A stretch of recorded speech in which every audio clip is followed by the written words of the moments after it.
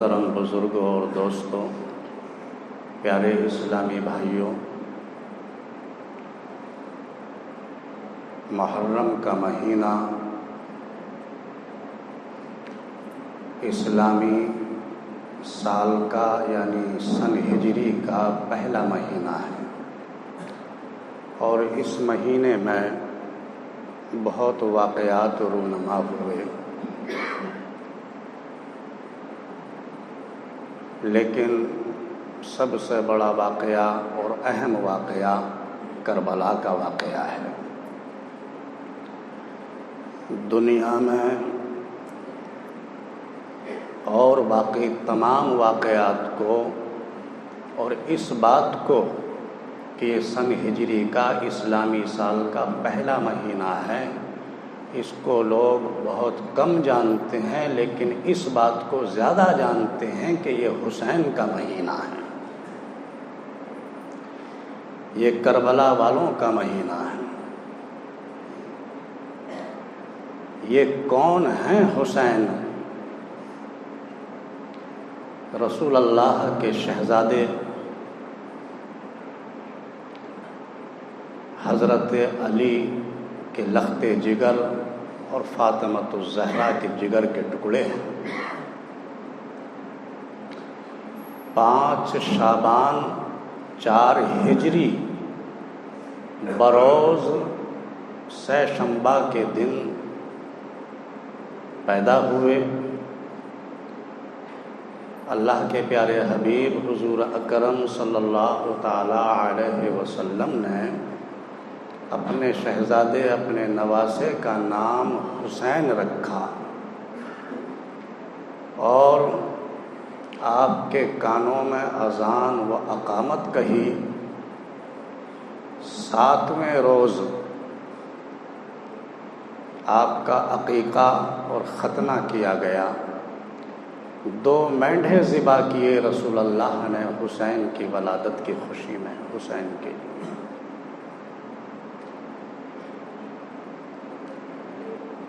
میرے بھائیوں، جہاں پورا گھر خوش تھا حسین کی ولادت سے اور جگہ جگہ سے مبارکباد مل رہی تھی، وہیں اللہ کی بھی مبارکباد حضرت جبریل امی لے کر آئے، بارگاہ رسول میں حاضر آتے ہیں، عرض کرتے ہیں کہ یا رسول اللہ، حسین کی پیدائش بڑی خوشی کا موقع ہے، اللہ نے مبارکباد بھیجی ہے، قبول فرمائیے۔ آپ مسکرائے اور خوش ہوئے، لیکن فوراً ہی جبریل امی نے کہا کہ یا رسول اللہ، اللہ نے ایک خبر اور مجھے دی ہے اور کہا ہے کہ میرے محبوب کو یہ خبر بھی سنا دو۔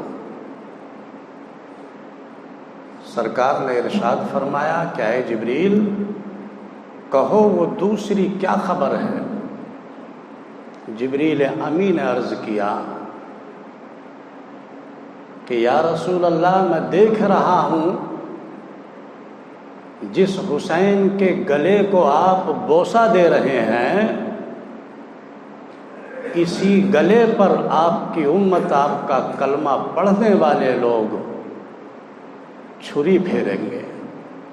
اور میدان کربلا میں ان کو ذبح کر دیا جائے گا۔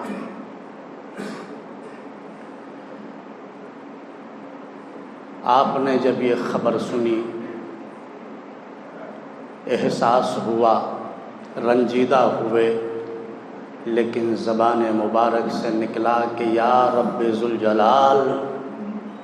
میرے حسین کو ثابت قدم رکھنا۔ اور جب یہ خبر رسول اللہ نے گھر میں حضرت علی اور فاطمۃ الزہرا، حسین کے ماں اور حسین کے باپ کو سنائی، اے فاطمہ، میرے پاس جبریل آئے، مجھے حسین کی ولادت پر مبارکباد بھی پیش کی ہے، اور اے علی و فاطمہ، فوراً ہی مجھے ایک اور خبر بھی دی ہے، اور وہ خبر یہ ہے کہ ایک وقت ایسا آئے گا کہ جب میرا دین مٹانے کی کوشش ہو رہی ہوگی، میری ہی امت کے لوگ کلمہ پڑھنے والے میرے اس حسین کو میدان کربلا میں ذبح کر ڈالیں گے۔ اولاد والو، اپنے سینے پر ہاتھ رکھ کر سوچو کہ اگر اولاد کے لیے کوئی اس طرح کی خبر آپ کو مل جائے تو یقیناً آپ کے سینے میں دل تڑپ جائے گا۔ جب حضرت فاطمہ الزہرا اور حضرت علی نے یہ خبر سنی، رنجیدہ ہو گئے، ان کے سینوں میں دل تڑپ گیا، آنکھیں آب دیدہ ہو گئیں، اور حضرت فاطمہ الزہرا کی ایک آہ نکلی اور کہا کہ یا رب ذوالجلال،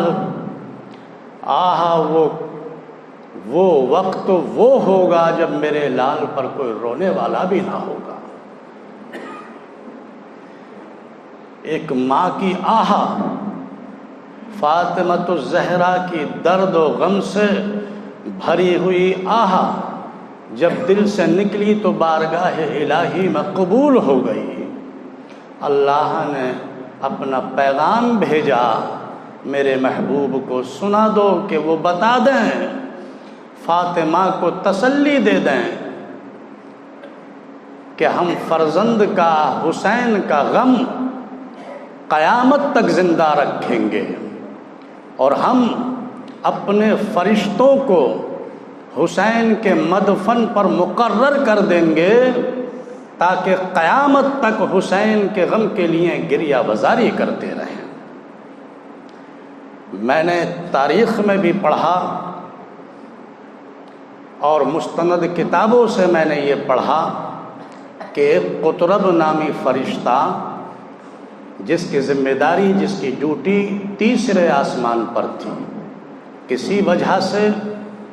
اللہ کی ناراضگی سے وہ معطوب ہو گیا، اس کے جسم سے پر اور بال گر گئے، بارگاہ رسول میں حاضر آیا، یا رسول اللہ میرے لیے دعائے شفا فرما دیجئے، آپ اپنی زبان مبارک سے کہہ دیں تو رب ذوالجلال آپ کی دعا کو قبول فرما لے گا اور آپ کی بات رد نہیں جائے گی۔ آپ نے فرمایا کہ اے فرشتے، حسین کے جسم سے اپنے جسم کو مس کرو۔ جیسے ہی اس فرشتے نے حسین کے جسم سے اپنے جسم کو مس کیا، اس کے پر اور بال آ گئے۔ میں نے پڑھا کہ اللہ تعالیٰ کا یہ پیغام کہ ہم فرشتے کو مقرر فرمائیں گے، اسی فرشتے کو مقبول فرما لیا، اور اس کی جو اس سے ناراضگی پیدا ہوئی یا کسی وجہ سے جو معطوب کیا گیا تھا، اللہ نے اس کو معاف فرما دیا، اور پھر حسین کی برکت سے، رسول اللہ کی دعاؤں کی برکت کی وجہ سے اسی فرشتے کو 70,000 فرشتوں کے ساتھ حسین کے مدفن پر مقرر کرنے کا پیغام دیا گیا کہ اس فرشتے کو یہ خدمت ملے گی کہ قیامت تک مدفن حسین پر گریہ بزاری کرتا رہے۔ میرے بھائیوں، قرآن پاک میں جیسا کہ ہم پہلے بھی عرض کر چکے ہیں، اللہ نے اپنے محبوب سے یہ کہلوایا کہ مسلمانوں سے کہہ دو کہ جو میں نے تبلیغ دین کا کام انجام دیا ہے، جو مشقتیں اور محنتیں کی ہیں، مجھے اس کا تم سے کوئی بدلہ، کوئی اجر نہیں چاہیے، مگر میں یہ چاہتا ہوں کہ تم اس کا بدلہ مجھے میرے اہل بیت کی محبت سے دو۔ مطلب یہ ہے کہ حسین کی محبت کو رسول اللہ نے اجر رسالت کے طور پر مانگ لیا ہے، تو اب یہ آپ کی مرضی ہے کہ حسین سے دوستی رکھو یا دشمنی رکھو، حسین سے محبت کرو یا عداوت کرو، یہ تو تمہاری مرضی کی بات ہے۔ لیکن میں اتنا ضرور کہوں گا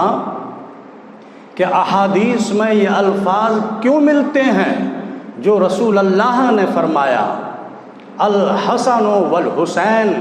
سیدا شباب اہل الجنہ، حسن و حسین یہ جنتی جوانوں کے سردار ہیں۔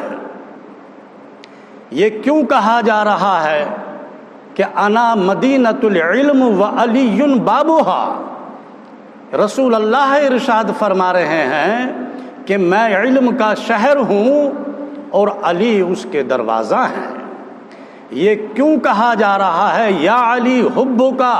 ایمان و بغضک نفاق؟ علی کی محبت ایمان ہے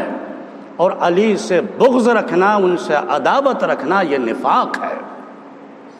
یہ کیوں کہا جا رہا ہے احب اللہ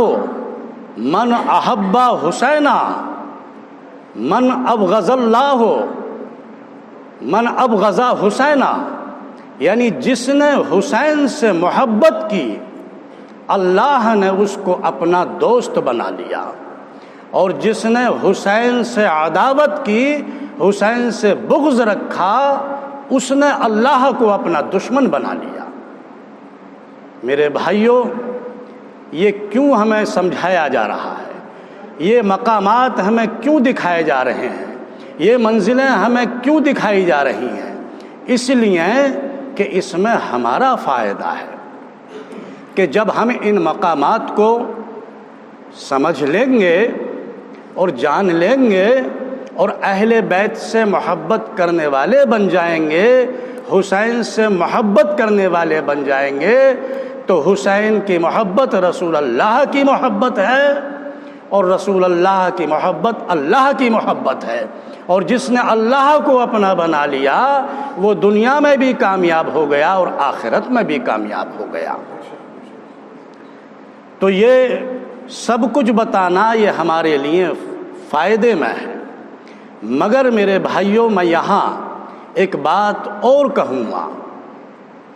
محبت کے لفظ میں الجھ کر مت رہ جانا، محبت ہی میں الجھ کر مت رہ جانا، حسین کے اس پیغام کو بھی سمجھنے کی کوشش کرنا جو میدان کربلا میں حسین نے اپنے عمل سے ثابت کر کے یہ پیغام دیا ہے کہ لوگوں، تمہاری مخالفت میں خواہ کتنی ہی تیز آندھیاں کیوں نہ چلیں، کتنے ہی بڑے بڑے طوفان کیوں نہ آئیں، تمہارے سامنے کتنی ہی بڑی مصیبت منہ کھول کر کیوں نہ کھڑی ہو جائے، لیکن جب وقت نماز ہو جائے تو اللہ کی اس نماز کو مت بھولنا۔